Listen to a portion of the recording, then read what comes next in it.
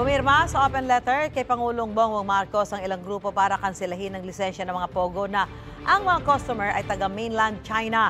Iniimbestigahan naman ng National Bureau of Investigation ang natanggap nilang impormasyon na posibleng may illegal na pogo sa loob ng sinalakay na resort sa Puerto Galera. May unang balita si Tina Panganiban Perez. Gabi ng Sabado nang matunto ng NBI Mimaropa ang target na resort sa Barangay Sinandigan, Puerto Galera, Oriental Mindoro. Tumambad ang slot machines, mahjong at baccarat tables, mga baraha at chips. Walang naaktuhang nagsusugal pero 40 dayuhan ang nadatnan. May nakita ring mga laptop at SIM cards. Nakapagtataka, parang natipok na operation dahil wala mga taon that not only the owner. Nakapagtataka na wala man lang tao doon sa poolside, bar. Usually, yan yung mga tambayan nila. Ayon sa NBI Mimaropa, eksklusibo ang resort sa mga dayuhan na kinabibilangan ng mga Chinese. 2019 ito binuksan at pag-aari umano ng isang dayuhan na tumangging magbigay ng pahayag. I don't have any comment. I don't have his name on. He is a Chinese descent, pero nung tininan namin yung passport na sir, American pala siya, national. Sabi ng NBI, iniimbestigahan pa nila ang natanggap na impormasyon na posibleng may illegal na pogo sa loob ng resort. Nanindigan naman ang alkalde ng Puerto Galera na walang pogo sa lugar. May business at mayor's permit din daw ang mismong resort. Pero ang umano'y gambling materials, walang kaukulang papeles. We don't allow that kind of ng mga illegal na mga activity.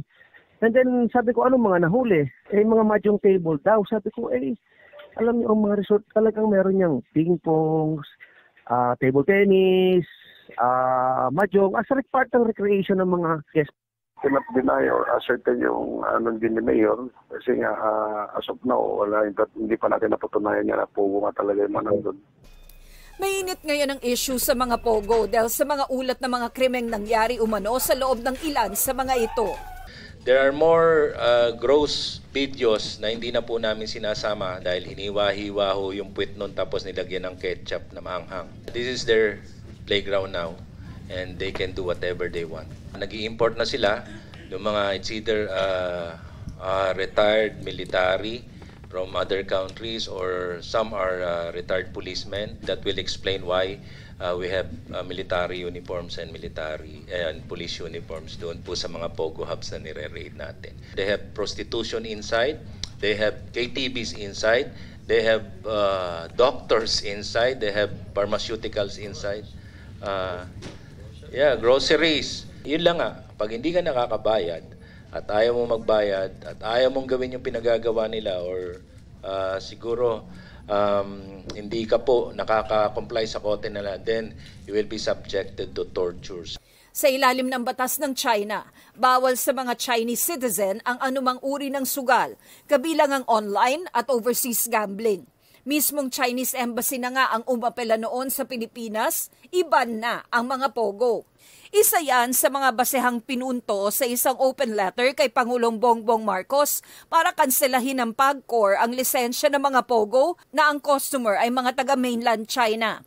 Bawal din daw sa regulasyon ng PAGCOR na magbigay ng license sa pogo na accessible sa mga lugar kung saan bawal ang online gaming. Somebody is making a lot of money.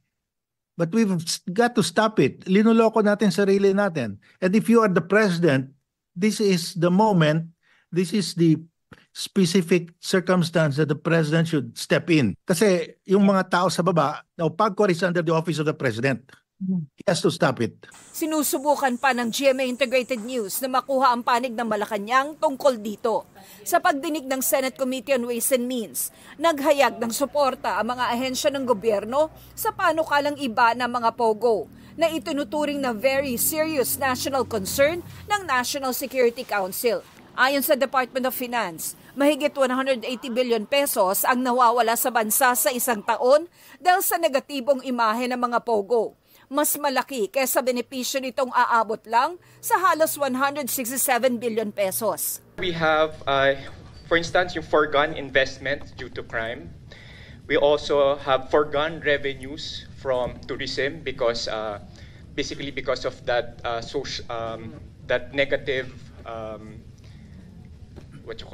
negative picture of having pogo activities in the Philippines may in fact affect the tourism industry. Ang PAGCOR naman, pabor na i-regulate ang online gambling. Pero hindi nila suportado ang panukalang online gambling ban. If this law that is being proposed will be passed. And in these difficult times that everyone is facing today, I believe 40 billion pesos is a big amount if we will forgo of that set amount.